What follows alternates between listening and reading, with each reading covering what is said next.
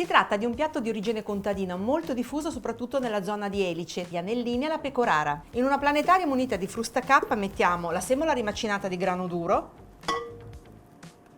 la farina 00, poi sgusciamo 4 uova.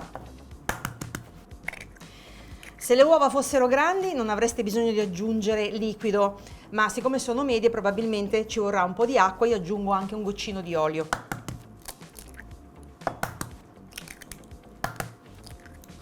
Quindi azioniamo la macchina e uniamo le uova, un goccio d'acqua e un po' d'olio.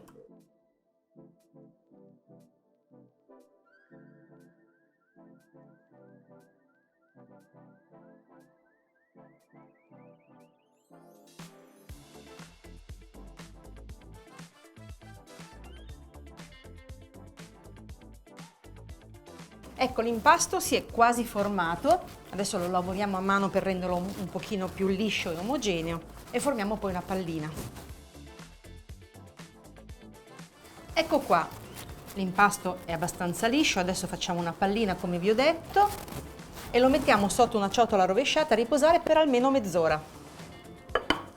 Ora ci dedichiamo alla preparazione del condimento per i nostri anellini. Qui abbiamo 2 belle padelle capienti.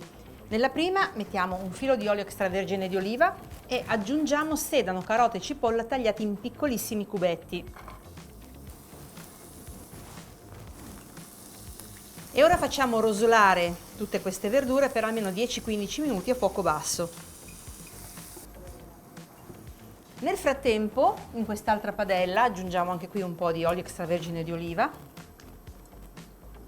Ci aggiungo anche uno spicchietto d'aglio, io lo taglio a metà e lo facciamo rosolare. Non appena comincerà a sfrigolare potremo aggiungere i peperoni. Come vedete sono 3 tipi di peperoni diversi, di diverso colore, tagliati sempre a cubetti. Ecco che l'aglio sfrigola, possiamo aggiungere i peperoni e li lasciamo saltare per almeno una decina di minuti.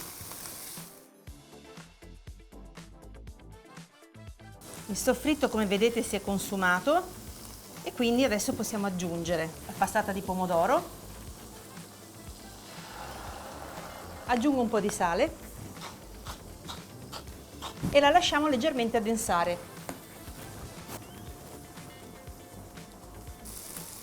Ecco, ora possiamo aggiungere ai peperoni le nostre zucchine, le lasciamo saltare per 5 minuti e poi possiamo aggiungere anche le melanzane.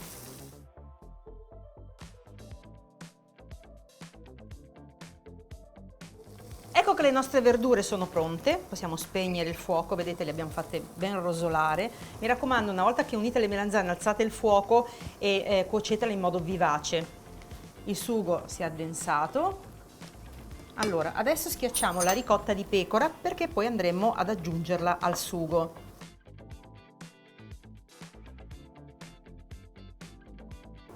Che profumo, deve essere buonissima. Facciamo sciogliere un po' la ricotta nel sugo e adesso ci aggiungiamo tutte le verdure. Una bella mescolata, aggiustiamo eventualmente di sale, se volete potete aggiungere anche del pepe. Aggiungiamo anche un po' di basilico spezzettato. E il condimento è pronto. Ecco il nostro impasto riposato. Se dopo mezz'ora vedete che l'impasto tende ancora ad essere molto elastico, lasciatelo riposare un'altra mezz'ora, dipende sempre molto anche dalla farina e da quanto lo avete lavorato. Adesso ne prendiamo un pezzetto, l'altro lo lasciamo sempre coperto con la ciotola perché altrimenti si asciuga e facciamo un filoncino. Alla fine dal filoncino dovremo ricavare dei pezzettini di impasto da circa 2 grammi, massimo 3. Ecco, adesso ricaviamo i nostri pezzetti di impasto, poi con ogni pezzetto formiamo un bastoncino che deve avere uno spessore di circa 3 mm e una lunghezza di circa 5-6 cm al massimo.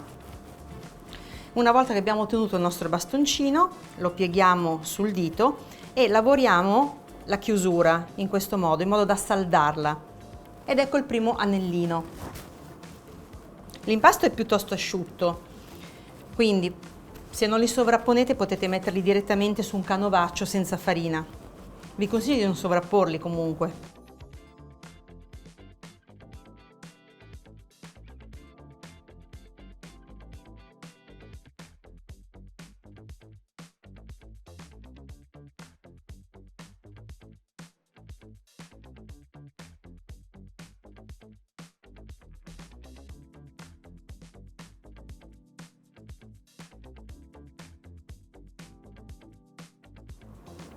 Ecco qua, abbiamo finito e adesso possiamo andare a cuocere la nostra pasta.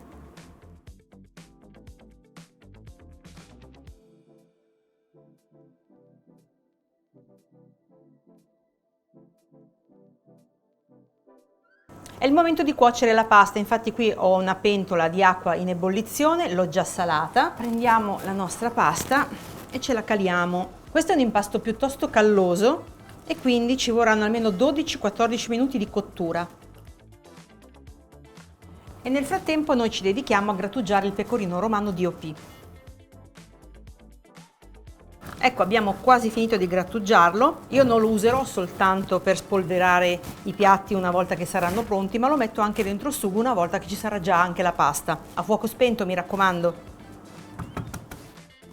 Ecco che la nostra pasta è cotta. Io l'ho fatta cuocere 14 minuti. Adesso la scolo e la metto dentro al sugo. Amalgamiamo bene il sugo. Se vogliamo rendere un po' più cremoso il condimento, aggiungiamo un goccio d'acqua di cottura della pasta e poi, come vi ho detto, a fuoco spento un po' di pecorino romano.